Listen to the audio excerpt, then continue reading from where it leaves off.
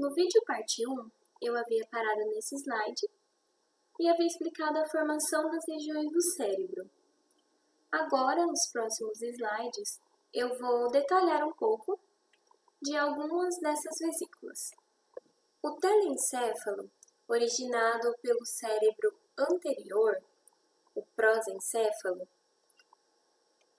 representa a maior porção do encéfalo. Ele origina os dois hemisférios cerebrais, o hemisfério cerebral esquerdo e o hemisfério cerebral direito.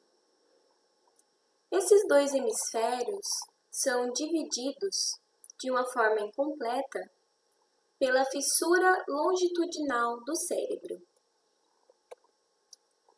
A título de curiosidade, muitas pessoas confundem o cérebro com o encéfalo, mas eles não são sinônimos. O cérebro constitui os dois hemisférios cerebrais, o hemisfério cerebral esquerdo e o direito, o diencéfalo e, consequentemente, o telencéfalo. Já o encéfalo é o conjunto de todas as estruturas presentes na calota craniana. Inclusive, o cérebro está aqui contido no encéfalo. O diencéfalo, também originado pelo prosencéfalo, está localizado aqui na região central do cérebro e na porção caudal do cérebro anterior. E ele abrange as seguintes estruturas: o tálamo, o epitálamo, o subtálamo e o hipotálamo, essa estrutura que tem a função de manter a homeostase. O tronco encefálico está localizado entre o diencéfalo e a medula, e ele é composto por três partes: o mesencéfalo, a ponte e o bulbo. Nessa imagem, nós temos um corte coronal do cérebro. Nessa parte mais escura, nós temos o córtex cerebral, que é uma substância cinzenta, justamente porque aqui está contido o corpo celular dos neurônios. Já nessa parte mais clara, chamada de substância branca, é onde ficam as ramificações desses neurônios, que são a parte chamada de axônio. Esses axônios podem fazer sinapses com o tálamo ou com os núcleos da base. E após essa conexão, ele vai seguir pelo tronco encefálico, passando pela parte caudal do bulbo, ele vai fazer uma decussação, ou seja, ele vai cruzar para o outro lado. E é por essa razão que o hemisfério direito do cérebro controla o lado esquerdo do corpo e o hemisfério esquerdo do cérebro controla o lado direito do corpo. A palavra cerebelo significa pequeno cérebro. O cerebelo se localiza aqui, na porção posterior do crânio, e a sua função é motora. Ele controla o equilíbrio e a coordenação. O cerebelo torna as nossas funções motoras automáticas, ou seja, quando nós aprendemos algum tipo de atividade, na primeira vez em que realizamos essa atividade, nós ficamos com uma certa tensão, mas o cerebelo vai armazenar essa atividade que a gente aprendeu e, com o passar do tempo, nós iremos realizar essa atividade de uma forma automática e até mesmo podemos realizar uma outra atividade ao mesmo tempo, como, por exemplo, dirigir o carro e mexer no celular ao mesmo tempo. A gente consegue, mas não é recomendado, porque pode gerar um acidente. Dinâmica do desenvolvimento óptico. O ectoderma da cabeça forma o cristalino. No entanto, o cristalino também tem uma relação com a retina. As vesículas ópticas formadas pelo diencéfalo são protuberâncias que crescem e, quando atingem o ectoderma da cabeça, formam um cálice óptico. Esse cálice terá duas camadas que se diferenciam em direções diferentes. A camada externa irá se transformar na retina pigmentada, que sintetiza a sua própria melanina, e a camada interna constitui a retina neural. A retina neural se desenvolve em camadas diferentes e com diferentes tipos de neurônios. Ela apresenta dois tipos de células fotorreceptoras, que são os bastonetes e os cones. Curiosamente, os fotorreceptores da retina não se diferenciam completamente até anos após o nascimento de um indivíduo. E é por essa e outras razões que os bebês, quando nascem, não enxergam tão bem. A crista neural. As células da crista neural se originam da porção mais dorsal do tubo neural, como eu já havia dito na neurulação primária. A crista neural tem uma importância tão grande que, mesmo sendo derivada do ectoderma, ela é muitas vezes considerada como uma quarta camada germinativa. As células da crista neural migram para diferentes regiões e dão origem a tipos celulares diferenciados, como os neurônios e as células gliais, os sistemas nervosos sensorial, simpático e parasimpático, as células produtoras de epinefrina, medula, da glândula suprarrenal, células pigmentares da epiderme e muitos componentes dos tecidos esqueléticos e conjuntivos da cabeça.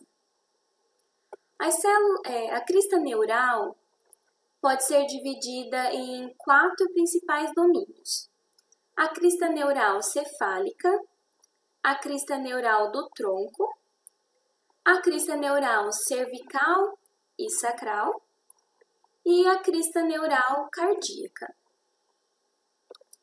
A epiderme e a origem das estruturas cutâneas. Bom, nós sabemos que a epiderme é formada pelo ectoderma superficial e ela se divide em 2 camadas. A camada mais externa, que é a periderme, e a camada mais interna, que é a camada basal,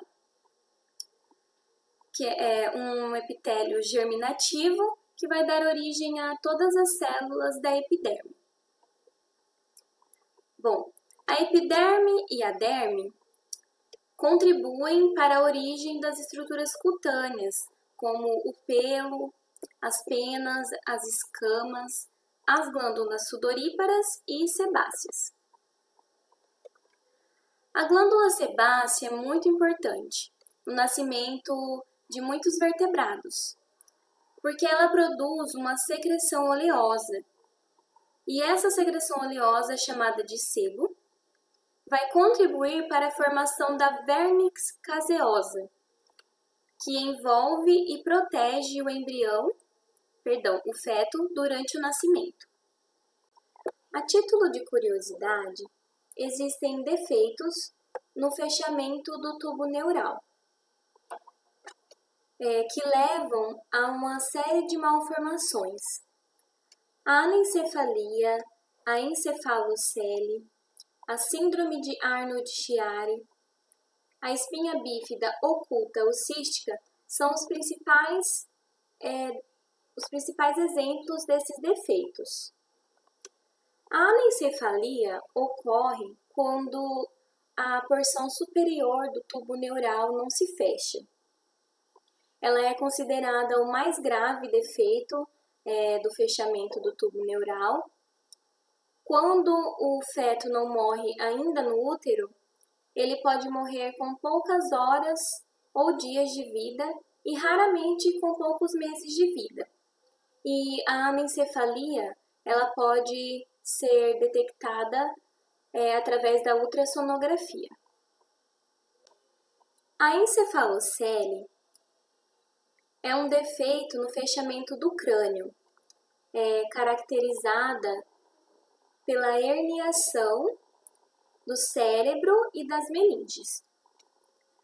A síndrome de Arnold-Chiari ocorre quando uma parte do crânio é pequena e o cerebelo se projeta por meio de uma abertura na parte inferior do crânio. A espinha bífida se divide em espinha bífida oculta, espinha bífida cística com meningocele, com mielomeningocele e com mielosquise. A espinha bífida oculta se caracteriza pelo fechamento incompleto da coluna vertebral. Geralmente, ela não apresenta sinais ou sintomas. Em alguns casos, aparecem pelos em uma região das costas. A espinha bífida cística com meningocele ocorre quando se forma um saco que contém as meninges. Já a espinha bífida cística com mielomeningocele é mais grave do que a anterior, porque no saco que se forma contém raízes nervosas e também a medula espinal. E por fim, a espinha bífida cística com mielosquise, que é mais grave do que as duas anteriores, porque a medula espinal na região afetada fica aberta. Bom, aqui nós temos uma imagem com a anencefalia, aqui com a encefalocele. Aqui nós temos a síndrome de Arnold-Chiari. Aqui nós podemos observar o cerebelo se projetando, por essa abertura. Aqui nós temos a espinha bífida oculta. Aqui a aparição dos pelos na região das costas. Aqui nós temos o saco com as meninges, que é a espinha bífida cística com meningocele. Aqui nós temos a espinha bífida cística com mielomeningocele. E por fim nós temos a espinha bífida cística com a mielosquise.